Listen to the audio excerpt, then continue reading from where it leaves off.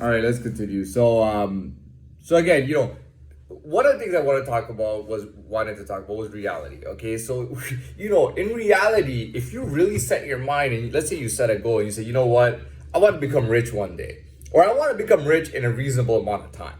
I want to work towards being rich. First of all, I do not believe in the term that's called fake it to make it. Okay, I don't think that's a good idea at all. I think that's how you go broke. When you fake it to make it, that's how you go broke. So I don't believe in that term, faking it to make it, right? Another thing that I do want to tell you is that, yeah, I really was cut off, because how on birthdays and Christmas parties people give kids cash? I didn't get that either. The problem was that we had an older man in the house and he just couldn't get along with anyone. So none of his relatives would come over. We had no relatives. That was something that was always said. Did you know you have a relative in such and such place? And we go, that's not a relative, man. Well, yeah, that's true. I mean, we don't have any relatives. We don't have any cousins or anything. And, it's not like if I really asked for money, I would probably get it. If I cried for it and begged for it, I'd probably get a little bit of money. But I wasn't willing to do that. If somebody's hurting for money or telling me that they're hurting for money, I'm not going to ask them for money. If somebody's telling me that they're broke or they're hurting for money, the last thing I want to do is ask that person for money. You know what I mean? That's something that I just can't do, right? So, that's another thing. And just for a little point, for someone who thinks that I robbed a bank out of desperation, that's not how it works. If I was really desperate, I would have probably just shoplifted stuff or just looking for an easy go at cash. But, when you rob a bank, that's making a statement. Like, you're really, to rob a bank, you got to understand, first of all, those bills are not easy to get rid of. Like, all the numbers on those bills, it will trace back to you, right? So you have to be clever in everything, and when you do that, and it's not just for the score of the money, it's a huge statement. When you rob a federal bank on federal charges with a weapon, if it's a gun or whatever it is, that's a statement that you're trying to make, first of all. So it's not like I've made my statement, I'm not gonna go out there trying to rob anything. You know what I mean? I'm done with that. I made my statement. I did what I did. And I don't feel the desire to ever go back to that. Right, first of all. Second of all, so I want to talk about reality again. So that we had no relatives. So we didn't have any cousins. We didn't have any aunts and uncles. There was nobody that I could ask for money. Like, I just never had any money, literally. You know what I mean? And like, even the clothes that I wore were just hand-me-downs. And hand-me-downs is a term that was in the 90s, it was a hood term. Hand-me-downs is when you just wear somebody else's old clothes that they can't fit in anymore.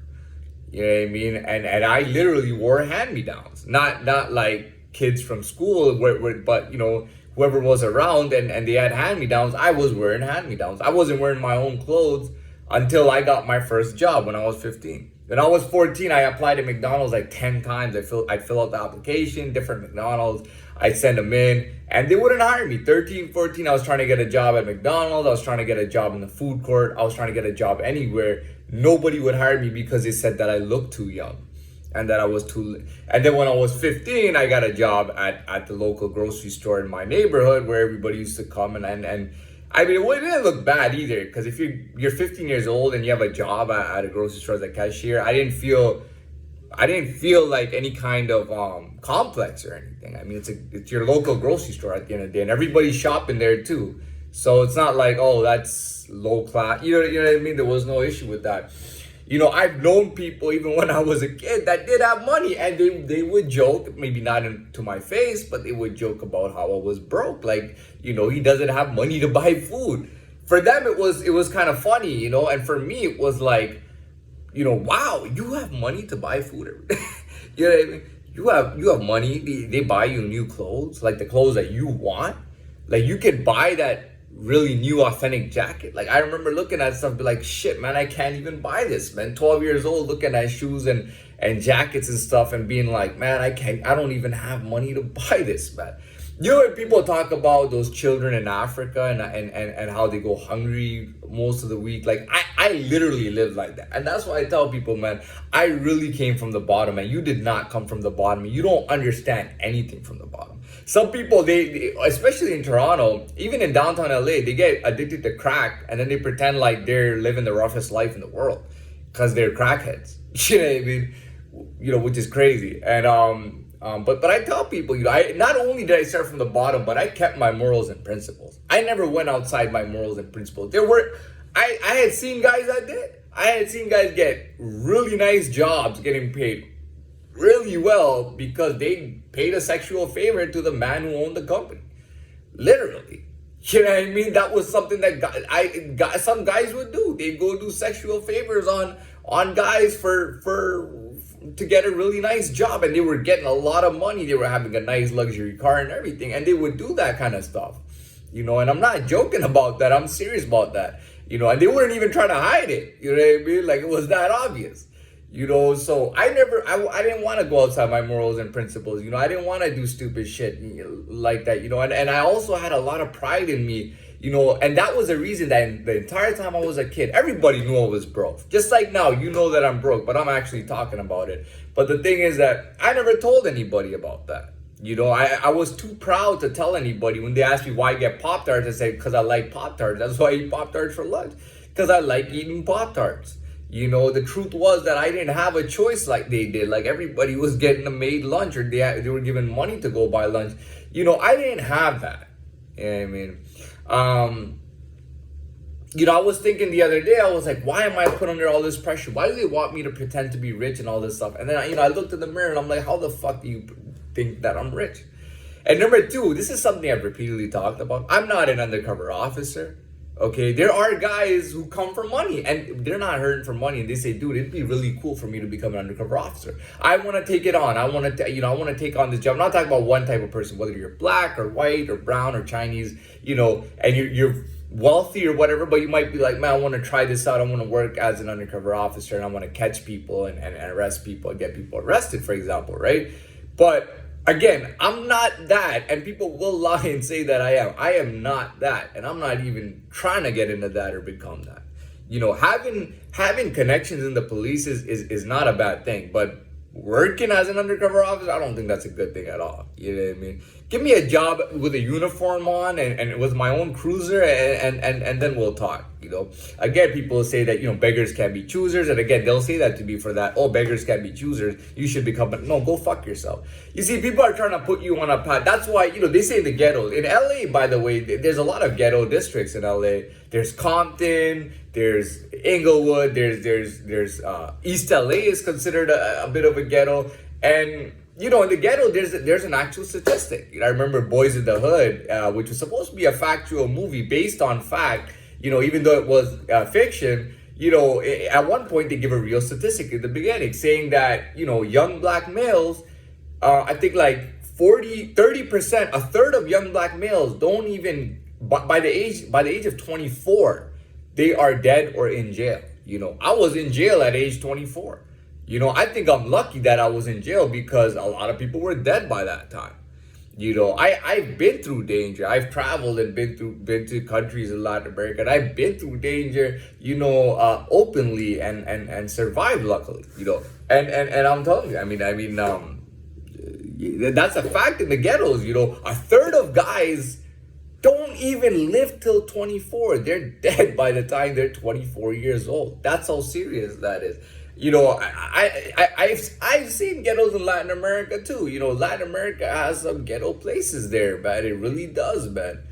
You know what I mean? Latin America has, there are countries in Latin, like Venezuela is very poor. Venezuela is so poor that people are crossing the border into Colombia just to get food because they're starving. They literally have starvation in Venezuela. Starvation is a real thing today in Venezuela. And I do blame the dictatorship, and I don't know if they're communists or what they are, but whatever they're doing, they're very corrupt and they're very bad at it, and people are starving and crossing into Colombia just to get food. I know what it's like to really live like that, to really starve. You know what I mean? But I was too proud that I was never gonna tell a soul around me that how I really live. I wasn't gonna tell anybody, how I really lived. I never told a single soul, no matter where I went. I never told anyone, and I tried not to tell anybody, but now it's been so long, and my youth, it was so long ago. My childhood was decades ago, so, I can talk about it now, and that's another thing, and I'll tell you another thing, a real practical thing, and I'm sorry to say this, okay, but if you start broke or if you start from the bottom and you work your way up, even if it took you only 2 or 3 years, but if you work your way up legit with your morals and principles in place and you work your way up, let's say you do a business and you become a millionaire, you become very rich, you get the American dream, you get all the respect in the world. People will respect you. You know, if that guy can walk into a restaurant in a poor place and people will respect him. Like, that's the guy, man. That was the guy. He started where we started and he worked his way up, and look at him now. That guy will get respect from every class of people. He doesn't even need his money for it. He will have money for it, but it doesn't matter because, you know, and that's real. Honestly, that really is a real thing. What else was I thinking about? And I said this before, by the way, in my video, in a video, was that, you know, if you're rich, let's say you were from a rich family and you were worth some millions, but you went out yourself and you used that money to do your own stuff, and now you're worth $300 million. You know, you will get a shitload of respect. People like that do exist. People like that, that's who they call into do speeches for universities and stuff. They say, come to our university, please do a speech. We'll give you an honorary degree. Please come to our university and do a speech for the graduating students. Tell them how you were just a regular wealthy guy who took it on his own and became massively successful. You do get a lot of respect for that too. You know, you get respect for moving up, you know. But again, you know, I wanted to tell you that, you know, there are people, they make one phone call somebody, hey, man, you know, or hey, uncle, aunt, you know, can I get $500? And, you know, they'll send it right away. You know, I don't have that. I've never had that. And I've never really had that. Now, for me, I'll tell you, for me, I feel like I just came into being on this planet. You know, I'm not saying that I was born an adult or my makeup is that I'm supposed to be born an adult or anything like that. But, you know, childhood was pretty much dead. And it was as if, you know, as if I didn't really even exist. You know, it was just like, it's like I'm coming in the world now. What else can I talk about? You know, life is rough, man. You know, you could have elite skills. Listen, but first of all, and I've told people this, but, you know, for the past 9 months, you know, I've had my food poisoned everywhere. I've gone to different restaurants and they've poisoned my food. I don't know why, maybe just for fun. I've had my food poisoned just for fun. So for me, even if I get, but like, I can't even eat anywhere for fun because most places will poison my food. You know what I mean? And that's a reality for me. You see what I'm trying to say? Like that's a reality for me. So I'm in like a lot of difficulties, and my life is difficult because people are making my life difficult on purpose, you know. And I think part of it is just being good looking. You know, the fact that I'm broke, that I have my principles, that I hold on to my principles, and that I'm very good looking. You know, I don't know what it is. Maybe guys get insecure. You know, I mean, it's obvious that everyone gets insecure. When I go out there, everybody's looking at me, man. Everybody's looking at me and looking at what I look like. I actually try not to look as good as what I really look like.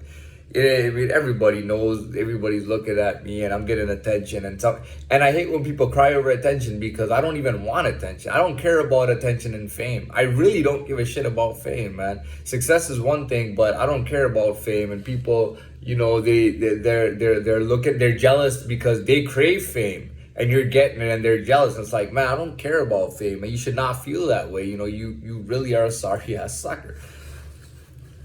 Trying to think about what else I can talk about. But what I want to talk, again, I want to talk about the reality. It's not about faking it or making it. Oh, I'm going to pretend that I'm rich. No, you know, you got to be realistic with yourself and with the world.